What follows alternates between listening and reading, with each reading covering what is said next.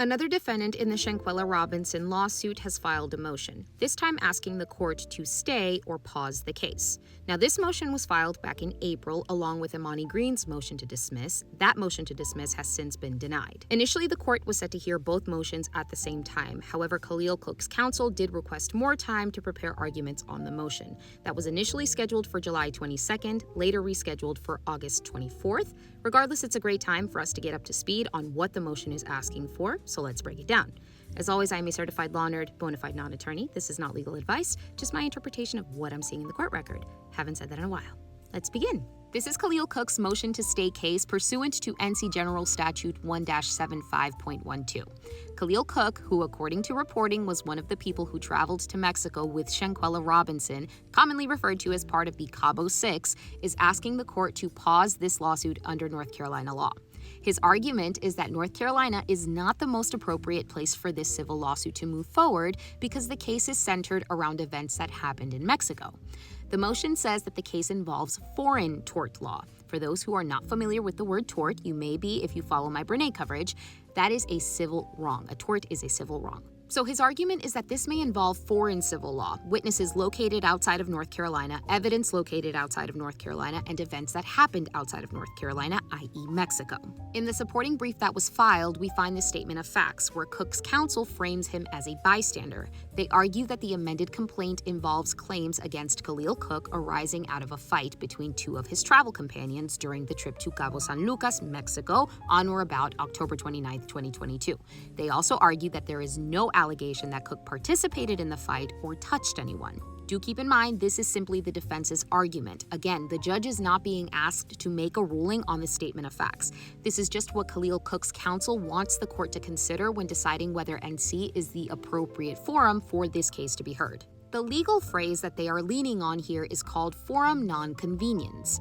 Forum non-conveniens basically means that even if a court technically has jurisdiction, another court or location may be more convenient, practical, or appropriate for the case. And under NC law, a court can stay a case if keeping it here would create substantial injustice, and another jurisdiction could provide a convenient, reasonable, or fair place for the case to proceed. The defense is saying that place is Mexico.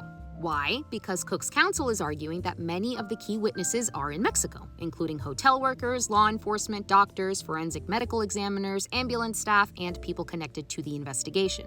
And the issue is not just the geographical distance of the witnesses, the issue is whether compulsory process can be executed. Compulsory process is the court's power to force witnesses to show up or produce evidence. So the argument here is, if this case stays in North Carolina, how is Khalil Cooke supposed to fairly defend himself if many of the key witnesses are in Mexico and outside the reach of this court? The brief then lists several Mexico-based witnesses by name or category, including medical providers, investigators, ambulance staff, municipal officers, hotel personnel, the forensic examiner, and others. Then they point to the plaintiff's own amended complaint and argue that there are at least 24 witnesses who reside in Mexico. And that's really what's at the center of this motion. The defense is saying that the evidence trail runs through Mexico, even if the plaintiff and the defendants are or were North Carolina residents at the time this lawsuit was filed. Now, what's interesting to me about this particular motion is this.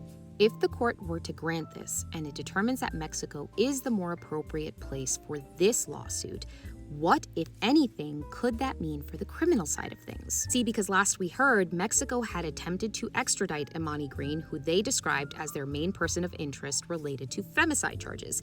And if that term is foreign to you, under Mexican federal law, femicide is defined as the act of depriving a woman of life for the reasons of gender, not because she's female, but because of the circumstances surrounding the killing. That can include several reasons. Let me read them off to you. Sexual violence, degrading injuries, prior violence, a relationship with the victim, threats, isolation, or the body being exposed or abandoned publicly. And given the facts that we know based off of the video that we saw of Shanquella's assault, we know that she was naked, there were several people watching, this was filmed. And so there are certain categories here that may matter. And that carries a very heavy sentence in Mexico, 40 to 60 years. And even if femicide cannot be proven, typically homicide rules apply right behind it. Now, I'm not stating that a civil motion would automatically trigger or re-trigger a criminal investigation or reopen it, anything like that. I don't know that for a fact. However, reopening or renewing attention and allowing Mexico to have jurisdiction again over the defendants I mean, right? I'm thinking. Remember, when this lawsuit was initially filed, the Department of Justice and the FBI were originally named as defendants. The Department of Justice because they allegedly failed to complete the extradition request in a timely manner, dropped the ball essentially, allegedly, and then the FBI did not pursue charges against the defendants and was not allegedly being cooperative with releasing records related to their investigation. This lawsuit, in my opinion, was meant to force discovery and kind of obtain those records and get more answers. So the fact that they are now trying to punt this back to Mexico, I feel like maybe that opens a door, right? Could this affect the case? Could Mexico say, okay, you want this civil lawsuit over here? We need the defendants here. And if the defendants are here, let's go ahead and revisit this criminal investigation we got going on.